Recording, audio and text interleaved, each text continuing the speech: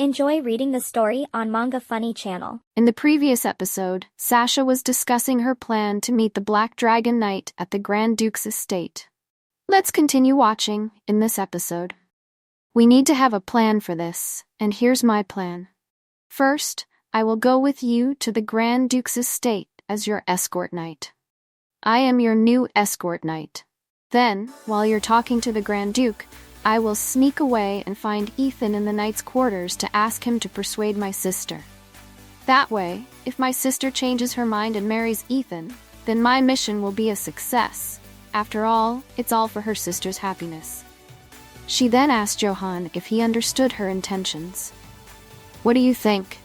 Isn't this a perfect plan? Suddenly, someone answered, Yes, the plan is wonderful. She quickly turned around and was shocked to see her master behind her, who had somehow been there the whole time. Then she was met with a scolding from her master. You want to sneak into the Grand Duke's estate to meet Ethan? You want to sneak into the Grand Duke's estate to meet Ethan? Do you think the Duke's estate is a place that's easy to access? Don't try to do anything reckless, and behave properly. At this point, Johan chimed in. I'll meet Ethan next week, so just wait. She replied, Forget it, Johan. You're not reliable at all. And then she stormed off, heading home. Her master called after her to stop. After being scolded, she returned home on the horse she had borrowed. She was exhausted and lay sprawled across the horse for most of the journey. She then cursed Johan as a cunning traitor who not only failed to help her execute her plan, but also called her master over. She shuddered at the memory of what had just happened. As she continued on, she saw a carriage she had never seen before. She thought to herself, usually visitors arrive at sunrise, not late in the afternoon. So who could be arriving at this late hour? As she passed by the veranda, she suddenly overheard, When is the appropriate time to announce the engagement? That voice. Her mouth involuntarily uttered in surprise. Duke Herman! At this moment, her sister said she would follow Duke Herman's wishes. At this point, she was hiding behind to eavesdrop on their conversation. Duke Herman said that since this was their engagement, he couldn't decide on his own, and suggested that if her sister could choose an appropriate time, she should let him know. Her sister then spoke up, saying that if the Duke permitted, it would be best to announce the wedding after the autumn harvest. Duke Herman responded with a serious expression, asking, After the autumn harvest? He then inquired if it was because of Lady Charlotte's coming-of-age ceremony. She replied, Yes, but it doesn't necessarily have to be right at that time. Suddenly, Duke Herman asked what she was talking about. Then he walked over, placed a hand on her shoulder, and reminded her that her sister was now part of his family. Her face was filled with both sadness and fear, with sweat increasingly covering her beautiful face. He kissed her hair and promised to take care of Charlotte as if she were his daughter. He added that he wasn't the kind of selfish man who would ruin such a day for a young girl.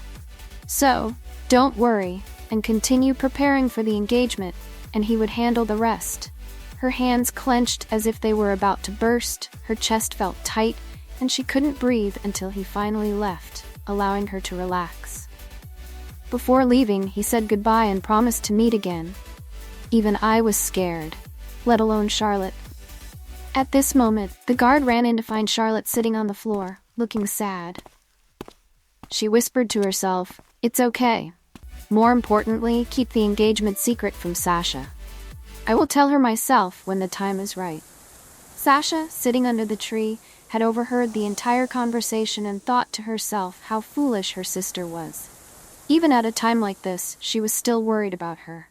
Sasha's face filled with sadness as she patted her horse's head, reassuring herself, Don't cry. As long as she's happy, I'll be fine with whatever. She recalled they would announce the engagement after her coming-of-age ceremony.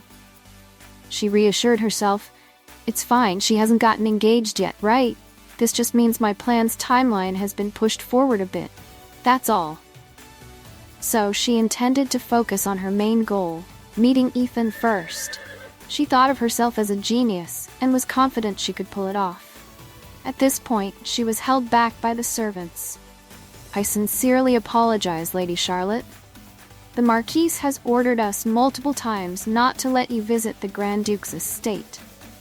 At that moment, she thought to herself how useless she was and that she couldn't accomplish anything. She had gone through all this trouble, and now she was stuck at Johan's house, unable to leave. Just then, Johan arrived and informed her that the Marquise would be arriving soon and asked her to wait a little longer. As she spoke, she crumpled some posters and complained, "No wonder people keep following me around, and they even made wanted posters of me. Master, this is too much, master! But even so, this Sasha won't give up." Her determined eyes gazed out the window. The Grand Duke's residence was a week's carriage ride away, but she only needed to walk there. No carriage needed. She had escaped by breaking the lock while the Marquise's knights were away and headed straight to the Grand Duke's estate. She had to move quickly to avoid the knights chasing her. At this moment, Johan rushed into the house to find her, but she had already disguised herself and slipped away right behind his back. She whispered her goodbye to him. Johan was now running all over the street, asking about her, but no one had seen her. But how could she pull this off when there were wanted posters of her everywhere? She was truly a genius because her disguise was absolutely perfect. A magical wig to cover her long hair and a fake mustache for extra disguise. She reassured herself, "Well done, Charlotte, you survived this week." Once she reached the duchy, the knights wouldn't be able to track her anymore. The Black Dragon Knights were famous for their long visitor checks, so she had intended to use Johan's connections, but she had no other choice. At this point, she thought she just needed to submit a request to visit and hope the screening process would be quick because she was really in a hurry. She didn't expect there to be so many people in front of the Duke's estate, making it impossible for her to push through the crowd. Looking at the gatekeepers, it seemed they were indeed restricting outsiders from entering. She thought to herself, then what is this line for? These people don't look like they were invited. Are they all here to visit or something, just like me? She was contemplating, should I join the line, when the gatekeepers shouted, "Everyone, line up here. Only those who pass the inspection will be allowed into the Grand Duke's mansion. After today, we won't let anyone else in." She wasn't sure whether she could enter the Grand Duke's mansion, even if she passed the inspection. She thought to herself, what is this? Some sort of immigration check? Whatever, since this is my last option, I might as well join the line. After thinking it through, she quickly got in line and received a number to wait for her turn to be called up for inspection. But when she looked at the paper, she realized it was a queue for enlistment into the Black Dragon Knights. And her number was 87. She wondered if she would be able to get in today, seeing as many people were being eliminated and not allowed to enter. Someone in line complained that 40 people had already been inspected, and it was ridiculous that they were eliminating people just by looking at their palms. Perhaps those who were eliminated had some kind of mark on their palm that wasn't allowed. She perked up her ears, using her keen listening skills, and her mind filled with questions. Wait, they're inspecting palms too? They're really strict with entry screening. So why was that guy eliminated? Who knows, maybe there was something wrong with his mustache? Maybe he was hiding a poison blade in it or something. Who does that? I should take off my mustache. I can't afford to mess this up. But unfortunately, as she tore off her mustache, the person behind her in line saw. The people in line ahead of her were murmuring, "That must be the inspector, right? Let's see what he looks like. What kind of person is making everyone wait out here in the street?" She opened her eyes wide in surprise, feeling a bit suspicious. Is that guy the inspector? He has black hair. His eyes are red, vivid like blood. He's handsome, but there's something strange about the aura he's giving off. His gaze is terrifying. I don't dare look at him. She thought it best to stay silent and wait for her turn. The inspector called out, "Next, number 87." And finally it was her turn. She started to employ her strategy of emphasizing her harmlessness so they wouldn't have any reason to pick on her. "I'm just an ordinary person coming to visit Ethan, the ultimate secret technique of Brabant."